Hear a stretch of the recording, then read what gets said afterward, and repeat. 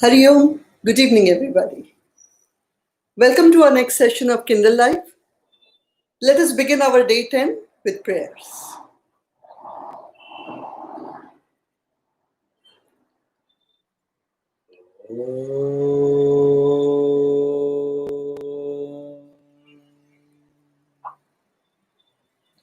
समस्त जन कल्याणी निरतं करुणामयं नमामि चिन्मयं देवं सद्गुरुं ब्रह्मविद्वरम् ॐ सहना भवतु सहनौ भुनक्तु सह वीर्यं करवावहै तेजस्विनावधीतमस्तु मा विद्विषावहैः। ॐ शान्ति शान्ति शान्तिः। हरिः ॐ श्री गुरुभ्यो नमः।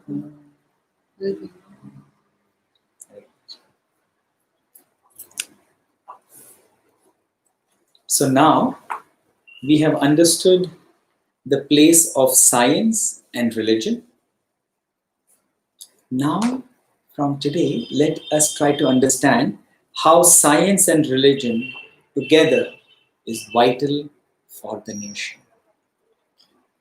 As you can see, our next chapter number 17, is Vitals of Nation. Vitals, as we know, means that which is absolutely essential, which is a must for every nation. Let us go further. A population living in a geographical area would not by itself constitute a nation. It is just a mere number, a multitude of human beings. But when the members live together with an integrated program and strive with diligence and devotion for the achievement of a common goal, one sees the formation and glorious achievements of a nation. As long as human beings live disintegrated, each one self-centered and seeking his private ends, regardless of others, with no allegiance whatsoever to a common cause, they can never make a nation. The scientific, economic, and political philosophies have, time and again, given out revolutionary schemes which present an artificial look of integration during the initial enthusiasm. But by themselves, none of these schemes can ever succeed in creating or building up a true nation. I must stop over here for a moment and just say that it is such a coincidence that right now we are doing this chapter called Vitals of a Nation, whereby our own nation is going through such times. And absolutely these two paragraphs we have read completely conform to the ideas which Gurudev has put forward in front of us. It is absolutely incredible this coincidence. Let us continue. The schemes of the objective scientist never deal with man as such. They are only concerned with the environments and circumstances and not with the individual. But a nation is composed of individuals, and its nature and strength are essentially rooted in the texture and quality of the individuals comprising it. How then could a nation be built by mere enhancement of wealth, improvement of social laws, or advancement of science and technology? Here too, immediately, I'm sure, another nation would come into your mind who has immense wealth, improvement of social laws, advancement of science and technology. But yet, today, where is it? How is it coping with the problems of what we are facing today? I'm sure all of these things must be running in your mind. This does not mean that the political revolution, economic planning, and scientific progress are to be discarded or cast aside. Wealth, amenities, and social orders have, no doubt, their own particular significance, but they go only as far as they can and will be rendered negative if the individuals manning them are wanting in integrity of character, which constitutes the very backbone of a country. The political workers introduce dogmas, bring about reforms, and endeavor to ensure that their country looks the best in the eyes of the world. Nevertheless, when the individuals in any country have no national consciousness or a feeling of love and fraternity, internal struggles and strifes arise and sap at the very root of the politician's idea of a united and progressive nation. Many a great empire has thus met its downfall and sunk into oblivion. Again, in the economic field, the economists try to bring about wealth and material prosperity to the nation. But material prosperity, whatever be its dimensions, can achieve no purpose worth the name without integrity and strength of character amongst the people at large. Where there is moral and cultural degradation, there is bound to be aggrandizement and exploitation, culminating in impoverishment. Similarly, all scientific achievements can be a blessing to mankind only as long as man is rational and ethical. But if he loses his discrimination and flouts all moral and ethical values of life, excuse me, employs his knowledge in destructive channels, these achievements become a curse and threat to mankind. This is what we find in the human situations of the day. Whatever be the development and progress in the objective fields of inquiry, a population does not acquire the recognition or status of a nation unless it is knit together with bonds of character and principles of service and sacrifice. This dynamic spirit of togetherness can be achieved by religion alone. Philosophy is a pure science of life. When translated into practical living, it is termed religion. In other words, religion may be said to be an applied science of life. A faithful adherence to religious precepts and doctrines develop a proper sense of integrity amongst individuals who go to constitute a healthy community. The coordinated and inspired efforts of such human beings alone can build up a nation. A united country wherein each citizen is inspired to give out his very best in a spirit of selfless dedication, demanding nothing for himself except the privilege of serving the country, develops into a mighty nation, asserting itself with power, prestige, and strength. The dynamics of togetherness is, therefore, to be discovered immediately, more so in the context of the present world.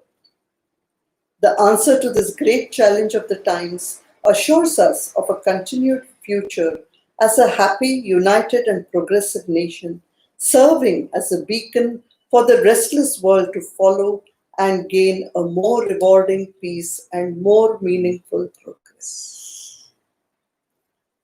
I am so stunned that how relevant is this chapter today for us. Truly beautiful. Of course, as usual, let us see some of the word meanings of this chapter, Vitals of a Nation. Normally, most of the time, I try to have the meanings in the chronological order. Diligence, careful and persistent effort. Integrity, having strong moral principles. Dogmas means rules. Fraternity, people or community with a common interest. Impoverishment is poverty. And beacon, light or fire used as a signal to guide others or to send a message also. All the parts of this chapter essentially are just something to think about, to identify mostly, which is quite easy as to whom we can see in today's world. I really don't want to take names, but it is so easy to see which nations fall in which category, which have been described. But there is one particular section that I would like to tell you about. This comes towards first, second, third, fourth, fifth, sixth, seventh, around the eighth paragraph, where it is written, similarly, all scientific achievements can be a blessing to mankind only as long as man is rational and ethical. So science also has its limitation, that it can be good as well as bad, but it really depends upon man's attitude and thinking about it. Because the paragraph continues, but if he loses his discrimination and flouts all moral and ethical values of life, employs his knowledge in destructive channels, these achievements can become a curse and threat to mankind. I'm sure some of you will know this, but let me share something very important with you. All of us today know about the Nobel Peace Prize. Nobel as in Nobel. Nobel was the name or the surname of this person called Alfred Nobel, on whose name is the foundation, which is such a large and recognized worldwide foundation giving out prizes in various fields. Everyone saw. Now, this particular paragraph, when I read, but if he loses his discrimination and flouts all moral and ethical values of life, somehow reminds me of him instantly. He had over 300 patents on his name. And most of these patents, that is, I think almost all of his patents, were in the field of armaments and arms and ammunitions. And he was most famous for his discovery of dynamite. He had consistently created weapons and things which are used for mass destruction. And it so happened that people were so tired of what he was creating, it was considered so immoral, that somebody had written an obituary. That means when they die, the Christian faith people write something after their death on their tombstone or such. And I do not know the exact words, but he had mentioned that the dreadful person responsible for deaths had finally died. Something to that tune. So when Alfred Nobel, read that obituary of his while he was alive, it suddenly made him think that, my God, is this what people think of me? Is this what I have become? And he did not want to leave such a legacy. Of course, the patents and especially arms and ammunitions had given him immense wealth. So before he died, then he created a foundation which would principally give the Nobel Peace Prize in his name, so that he would be remembered as a good person in spite of doing everything which was moral and unethical, immoral and unethical, and using science in such a horrific manner. And do you know the final joke of it all? That the foundation recognizes that the one grievous mistake that they have made in their 100+ years of their organization is that they have never given a peace prize to Mahatma Gandhi. Now imagine this. I really don't know whether we should feel sad about all of this or just laugh at it. And this foundation is recognized as the most prestigious foundation in entire universe, their own universe, of course. So this is what exactly Gurudev is trying to tell us, that yes. And this is what the connection of the next chapter is. Yes, absolutely. That what happens to this is because the upbringing, culture. So let us understand the next chapter. What is culture? Culture is the measuring rod of civilization. The difference between an uncivilized, barbarous country and a civilized nation lies in their culture. When a set of people live for a long period of time in a particular geographical area, respecting certain philosophical values and virtues of life, there emanates a fragrance which is called their culture. The quality of such culture depends upon the type of values followed. The first three aspects are common to different countries, and they are the same within the limits, just as the head, the trunk, and the limbs are common to all human beings, although the size, weight, color, and shape differ from one another. The difference in culture, therefore, lies in the values and virtues of life entertained by the people. The values reported by the people are, in the beginning, ordered by external exigencies of life. Thus, in the first age of civilization, geographical and climatic conditions and environment influenced the people and determined their values of life. Once such values are determined and a culture is set, the external environment will have little influence over the culture thus established. In Western countries, the land was rugged and hard because of severe climatic conditions and constant snowfall.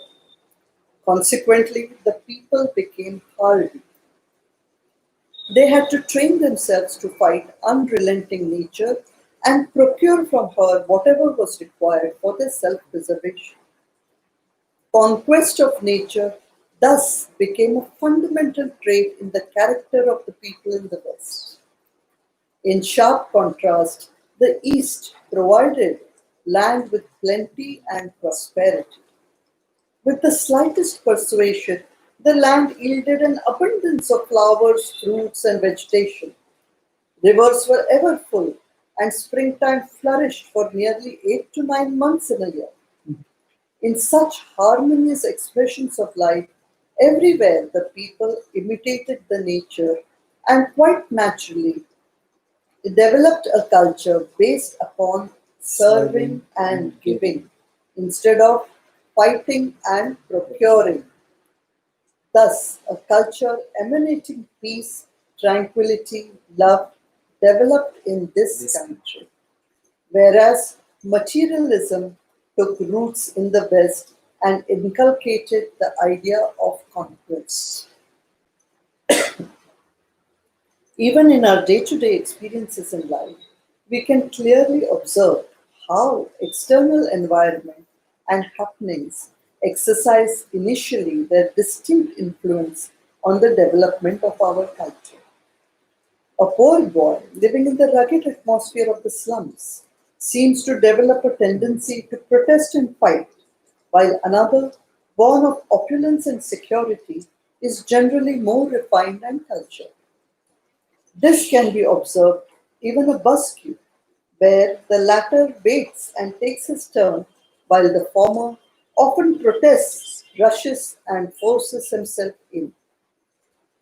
Civilization flourishes with the promotion of culture, but when cultural values deteriorate, the civilization of a society breaks down, as we have seen in the fall of the Egyptian, the Greek, and the Roman empires. Certainly. The great religious masters of this country, using their own ingenious efforts, have time and again revived the philosophical and religious values for which the country stood and thereby arrested the deterioration of culture. When culture deteriorates, there is an increase in barbarism and immorality in the country, and its philosophy is misinterpreted, leading to confusion and chaos among its people. This, in short, is more or less the sad condition of the present world. The need of the hour is to arrest this deterioration by reviving the great philosophical and religious values of life. In no other literature in the world have these values been so beautifully and exhaustively dealt with as in the sacred books of our country. Hence, it becomes the bounden duty of each one of us to dedicate oneself to unearthing the sacred messages of our scriptures and highlighting their philosophy for the rest of the mankind to follow and be blessed. And what a fantastic culture that we have inherited. The tragedy, as Gurudev mentions, is that in the present day, how the culture deteriorates or the civilization itself deteriorates when it is not looked after, not cared for, sometimes taken for granted, or over time completely misunderstood if you are not in touch with it. So that has to be avoided. And who, if not we, the people of our country, don't protect our own culture? At least not misunderstand it. Give it to our children. So that becomes our absolute duty, the vital of a nation, to preserve and protect who we are. And the great thing is that we are such a beautiful people. Shall we go ahead? Yes, because it is a continuation. So 19, we spoke on the science and religion, then we spoke the vitals, how they work, but both have to work with man. So let us understand the man. We have seen what is culture of a nation. Now let us see what is man exactly. Man is the roof and crown of creation. Besides man, the manifested world comprises the animal, the plant, and the inert kingdom. After a scientific analysis of the categories of things and beings, the religious masters discovered a similar classification prevailing among the human beings.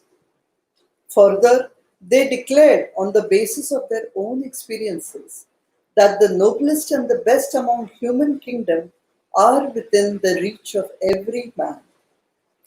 Gradation among human beings is created by the differences in the quality and texture of their emotions and their intellectual convictions.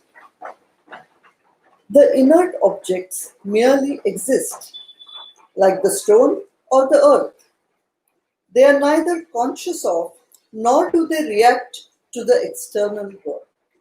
So we are clearly explained what is an inert object. It's like a stone or just the mud or the earth. It doesn't move, it doesn't react to anything, it's just there. We find a variety of human beings similar to insentient things. They are just as indifferent, as ignorant, and as totally unaware of external circumstances and environment. The consciousness or awareness of the world in such people is vague and indistinct, and they are an embodiment of colossal lethargy and inertia, having no plans, no passions, no pangs in life. Such man may be classified as stone men. A little more evolved than the inert objects are the plants. Plants are also predominantly lethargic. They remain where they are, and their reactions to the world is confined to basic necessities for their existence.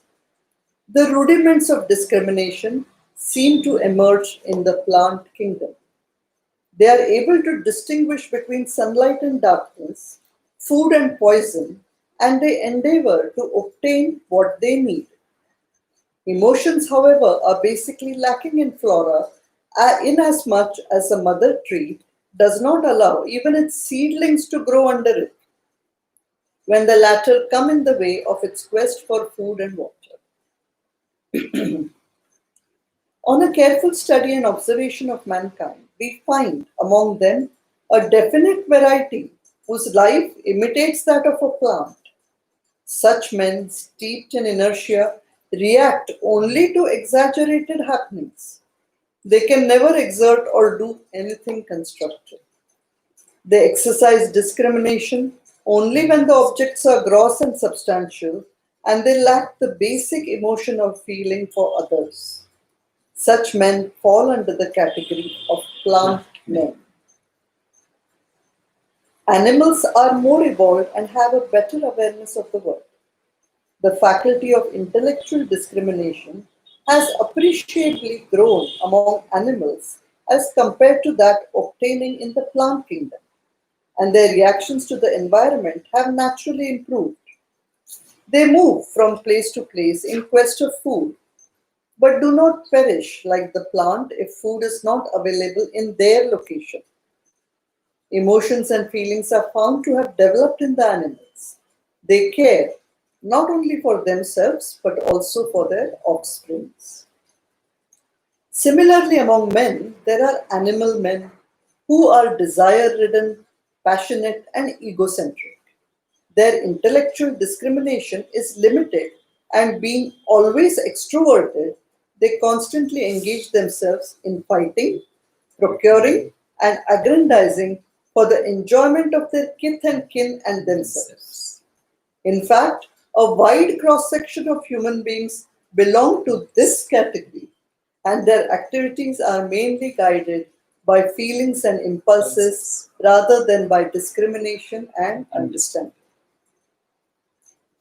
The fourth variety is man, the best in creation. Human beings have the maximum capacity for emotion, and their feelings can embrace the entire universe. Also, the faculty of intellectual discrimination in man knows no bounds. Not only can he discriminate extrovertly in the realm of the gross world, but he can also delve into the subjective layers of his personality until he reaches the recesses of the spiritual core in him. Those who do not make use of this great capacity inherent in them belong to the aforesaid three categories, though they are labeled as men. But the rare few that develop a universal love and constantly engage themselves in activity under the guidance of their superior intellect are called man men, and they alone can claim the prestige, dignity, and glory of man. Having taken the human embodiment, would it not be suicidal to lead a life in this world, abandoning this wonderful faculty bestowed on us by the kind Lord? Really, so much to think about in this beautiful chapter. How well Gurudev has categorized men into the firstly the stone men, then the plant men, the animal men, and then the man men. Man has got a gift from God to be born as a human being. There is so much more that he can do, not just in the external world, but he really has the capacity to quieten his mind, as we have seen in the earlier chapters also, and reach deep within himself to find that bliss and everlasting happiness, which is his own true nature, actually. The very reason that human beings want to be happy all the time is because their core nature is eternal happiness, the bliss. They just don't know it. They try to find happiness in the outside world, elsewhere, or in the outside world. But the happiness that they are actually looking for only lies deep within the recesses of their body, in themselves. We will think more and talk and discuss more about all of these subjects. Certainly. Tomorrow. In Vivek Chudamani, Sri Guru Adi Shankaracharya, he starts saying that Jantu Nam Narajanma Durlabham. Jantu means all those who are taking birth. Amongst all the creatures of this universe, Narajanma is Durlabham. Obviously, there is this understanding behind Narajanma is human life. Human life, human birth.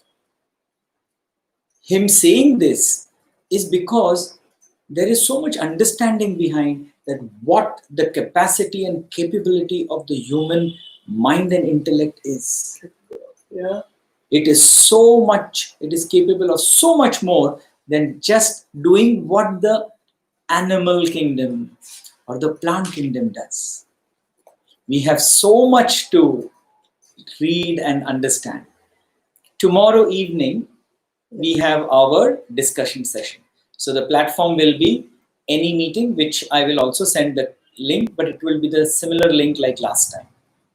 Also, we expect questions if you have any or queries, or if you want to communicate something by email or by WhatsApp prior, so that it will help us in understanding and in communicating. So beautiful. I urge all of you to go through these chapters that we have read today. How interesting and how beautiful life is, and explaining to us the goal and purpose of our life. And I'm so happy that all of us are walking in this journey together. So let us end our session today with prayers. Yes, Rash.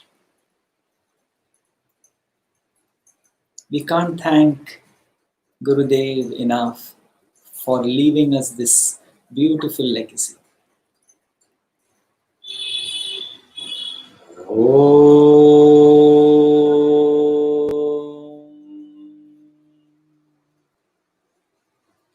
Asito ma satkamaya tamaso ma jyotirgamaya mrityormamrutam gamaya. Om Purnamada Purnamidam Purnat Purnamudachyate Purnasya Purnamadaya Purnameva Vashishyate. Om Shanti Shanti Shanti. Harihi Om Shri Gurubhyo Namaha. Hari Om. Hari Om. Hari Om.